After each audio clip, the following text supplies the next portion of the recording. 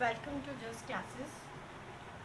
आज हम लोग टॉपिक करने जा रहे हैं मैक्रो इकोनॉमिक्स का, जो कि फिलिप्स कर्व के अंदर जब हम शॉर्ट रन फिलिप्स कर्व में होने वाले चेंजेस की वजह से इन्फ्लेशन रेट का अप होना और अनएम्प्लॉयमेंट पर उसका असर पड़ना, means trade off between inflation and unemployment rate, और उसके लिए जो है वो पहले से ही कुछ एक्सपेक्टेशंस लगाई जाती हैं।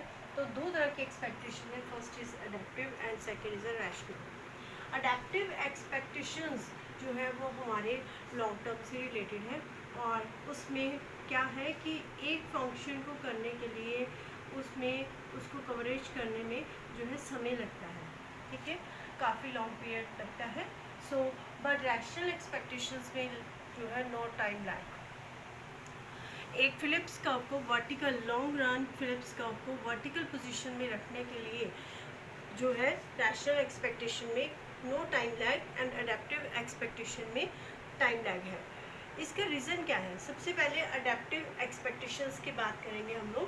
जो अडेप्टिव एक्सपेक्टेशंस है उसमें पहले से ही जो है एज्यूम कर लिया जाता है कि हमारे जो एक्चुअल पोजीशन है और जो हमने एक्सपेक्टेशंस लगाई, जो एक्सपेक्टेशन होती है वो हम फ्यूचर फोरकास्टिंग करते हैं according to a previous conditions. जो हमारे पिछले टाइम पीरियड में इन्फ्लेशन रेट रहा उसको देखते हुए आज हम जो है एक्चुअली में क्या हमारी जो वर्कर्स की वेजेस है उसका डिसीज़न लिया जाता है। बट क्या है कि जब हमारी एक्सपेक्टेशंस एज्यूम क्या करते हैं, in adaptive expectations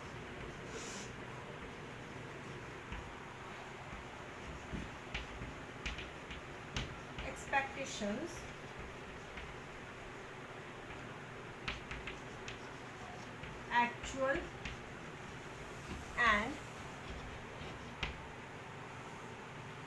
expected inflation rate are equal। But जब ये दोनों इक्वल नहीं होते हैं, मीन्स एक्चुअल में जो हमने डिसाइड किया और जो हमने एक्सपेक्टेशन लगाई थी वो एक्चुअल में जो हमने डिसाइड किया और जो एक्सपेक्टेशन लगाई थी वो एक्चुअली में रेट जो है वो एक्सपेक्टेशन से ज़्यादा है इन्फ्लेशन का। मीन्स हमने डिसाइड किया था 5% according to a previous conditions, but इस बार हमारा इन्फ्लेशन रेट चला गया 7%। इसके पीछे रीज़न क्या है? रीज़न है एक्सपेंशनरी मॉनेटरी पॉलिसी, और ये जो अडेप्टिव एक्सपेक्टेशन है ये फ्रीडमैन की दी हुई थ्योरी है। फ्रीडमैन भी बोल सकते हो, फ्रीडमैन अडेप्टिव एक्सपेक्टेशन थ्योरी, जो कि लेता है कि जब government expansionary monetary policy use करती है, आपको पता है एक्सपेंशनरी मॉनेटरी पॉलिसी में क्या होता है, हमारे अलग अलग टूल्स हैं, इंस्ट्रूमेंट्स हैं मॉनेटरी पॉलिसी के अंदर। तो गवर्नमेंट उनको यूज़ करके क्या करती है, मार्केट के अंदर मनी की सप्लाई को बढ़ा देती है, मीन्स लोगों के हाथों में पैसा आ जाता है और एग्रीगेट डिमांड हमारी इंक्रीज हो जाती है। सो जैसे ही वेन एक्सपेंशनरी, इसको मैं आपको ग्राफ के साथ बहुत अच्छे से क्लियर करूँगी तो आपको इजीली समझ में आ जाएगा। With expansionary monetary policy aggregate demand up, okay, demand बढ़ने पर क्या हुआ, प्राइसेस अप, प्राइसेस अप हुई तो जो हमारे वर्कर्स को वेजेस मिल रहे हैं वो नॉमिनल वेजेस में तो कोई चेंज नहीं आया, तो उस वजह से उनकी रियल वेजेस जो है क्या हो गई, डाउन हो गई, रियल वेजेस कम हो गई, प्राइसेस अप हो गई, एग्रीगेट डिमांड अप होगी। जब एक फर्म या एक बिजनेस को ज़्यादा प्राइसेस मिल रहे हो तो उसकी क्या होगी, देना उससे कॉस्ट कम पड़ रहा है और बिल उससे ज़्यादा है, तो मीन्स उनको क्या हो रहा है, उनके प्रॉफिट्स इंक्रीज हो गए। सो प्रॉफिट्स इंक्रीज। अब इस केस में क्या होगा कि हमारी जो सप्लाई कर्व है, शॉर्ट टर्म सप्लाई कर्व, उसी शॉर्ट टर्म सप्लाई पे मूव करेगी। हमने पीछे आपने मेरा पिछला वीडियो देखा होगा जिसमें हम लोगों ने शॉर्ट टर्म फिलिप्स कर्व के बारे में बात की थी कि एग्रीगेट डिमांड बढ़ने पर हम मूव करते हैं along with on the same Phillips curve पे। आप पिछले वीडियो में देख सकते हो। सो उसी पोजीशन में क्या हुआ, हम उसी में मूव कर रहे हैं, पर यहाँ पे क्या हुआ, एक्सपेक्टेशन कम है पर एक्चुअली में ज़्यादा है। इसका इफेक्ट पड़ा वर्कर्स के ऊपर। अब यहाँ पे अडेप्टिव एक्सपेक्टेशंस की बात आती है, तो यहाँ पे जो हमारे वर्कर्स हैं वो क्या करेंगे, अनुमान लगाएंगे।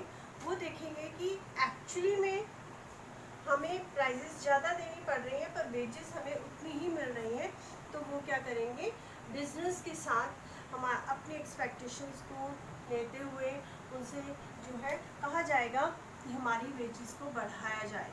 तो वहाँ पर क्या होगा, पहले से ही वेजेस जो है वो बढ़ा ली जाएंगी और वेजेस के बढ़ने पर वो प्रॉफिट में से कट हो जाएगा पोर्शन, जिससे हमारी जो है वो शॉर्ट टर्म फिलिप्स कर्व की हेल्प से हम फिर उसी पॉइंट पर आकर with the actual inflation rate के साथ हम आगे की तरफ मूव कर जाएंगे। और हमारे अनएम्प्लॉयमेंट यहाँ पे क्या हुआ था कि जैसे एग्रीगेट डिमांड बढ़ी, प्राइजेस का अप होना मीन्स अनएम्प्लॉयमेंट का कम होना। हमारी जो एम्प्लॉयमेंट रेट है, एम्प्लॉयमेंट बढ़ गई और लोगों को काम पे लगाया क्योंकि हमें सप्लाई को बढ़ाना है। एम्प्लॉयमेंट बढ़ेगी तो हमारी जो अनएम्प्लॉयमेंट रेट है, नेचुरल रेट ऑफ अनएम्प्लॉयमेंट से NRU जिसे बोलते हो वो कम हो जाएगा। तो हमारी इकॉनमी के अंदर इतनी NRU 3% होना ज़रूरी है। अगर वो नहीं होगी तो ये जो कई तरह के इफ़ेक्ट्स जो है इकॉनमी के ऊपर पड़ेंगे।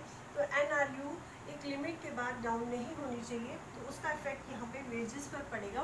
तो क्या होगा, लेबर बिजनेस की फर्म्स के साथ एंटरप्रेन्योर से क्या है, वेजेस को बढ़ाने के लिए फोर्स करेगी, जिससे क्या है आने वाले लॉन्ग पीरियड में काफ़ी टाइम लैग लगेगा, तो बट हमारी वेजेस अप होंगी और हम उसी NRU means natural rate of unemployment पर आ जाएंगे, जिससे हमारी लॉन्ग रन पीरियड में फिलिप्स का वर्टिकल पोजीशन में हो। क्लियर? सो इस चीज़ को मैं आपको एक ग्राफ के थ्रू जो है आपको बताना चाहूँगी, जिससे आपको अडेप्टिव एक्सपेक्टेशंस बहुत अच्छे से क्लियर हो जाएगा। सो मैं इसको रब करती हूँ। दैट इस पर हमें मालूम है कि जब फिलिप्स कर्व जो है वो AW फिलिप ने हमें इन्वर्स रिलेशनशिप बताया दो चीज़ों के अंदर, इन्फ्लेशन और अनएम्प्लॉयमेंट के अंदर। आपके अगर प्राइसेस अप होंगे तो अनएम्प्लॉयमेंट रेट कम होगा, मीन्स जैसे जैसे कीमत बढ़ेगी एग्रीगेट डिमांड बढ़ेगी, तो वहाँ पर और वर्कर्स को काम पर लगाया जाएगा और उससे हमारा अनएम्प्लॉयमेंट रेट डाउन होगा। सो यहाँ पर OX एक्सिस पर रख रहे हैं हम अनएम्प्लॉयमेंट रेट।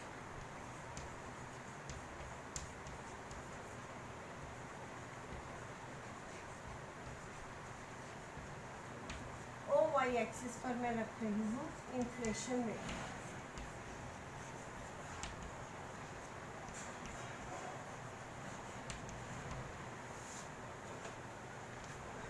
हमारी इन्फ्लेशन है 5% और ये हमारी लॉन्ग रन फिलिप्स कर्व। हमें मालूम है कि हमारी लॉन्ग रन में फिलिप्स कर्व जो है वो वर्टिकल पोजीशन में होती है। उसमें जो इन्फ्लेशन रेट का जो इफ़ेक्ट होता है वो लॉन्ग रन में आके जो है कवर कर लिया जाता है, और उस केस में एग्रीगेट सप्लाई के थ्रू। तो हमने ये चीज़ उधर पढ़ी थी लॉन्ग रन फिलिप्स कर्व में, पर एक्सपेक्टेशंस के अंदर हम दूसरे तरीके से बता रहे हैं। तो यहाँ पर हमें क्या है, हमारी इकॉनमी के अंदर इतना जो है OU जो है नेचुरल रेट ऑफ, इसे NRU भी लिख सकते हो, कि इतनी अनएम्प्लॉयमेंट जो है हमारे इकॉनमी के अंदर होनी ज़रूरी है, जो कि हम लोगों ने 3% डिसाइड की है। इससे कम पोजीशन जो है इकॉनमी के लिए ख़तरनाक होगी। तो जब हमारी 5% इन्फ्लेशन रेट है तो हम इस पॉइंट पर शॉर्ट रन फिलिप्स कर्व में शॉर्ट रन में मूव कर रहे हैं। This is a short run Phillips का 1। तो जब हमारी पोजीशन क्या है, ए ओ है। और क्या हुआ कि हमने पिछली प्रीवियस जो है हमने उसके बेस पर आगे के लिए कुछ एक्सपेक्टेशंस की। जो हमारा एक्सपेक्टेड इन्फ्लेशन रेट था 5%, उस बेस पे हमने वर्कर्स को वेजेस दी। नॉमिनल वेजेस जो हैं, नॉमिनल वेजेस सेटअप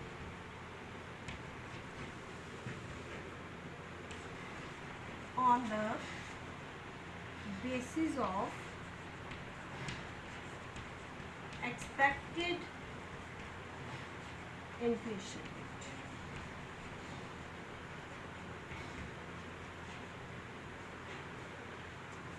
बट क्या हुआ, फ्यूचर में हमारी प्राइसेस अप हो गए, 7% होगी। किस वजह से? एक्सपेंशनरी मॉनेटरी पॉलिसी की वजह से एग्रीगेट डिमांड के बढ़ने पर हमारा इन्फ्लेशन रेट अप हो गया और हम मूव कर गए उसी शॉर्ट रन फिलिप्स कर्व पर। शॉर्ट पीरियड में हम मूव करते हैं A1 पॉइंट।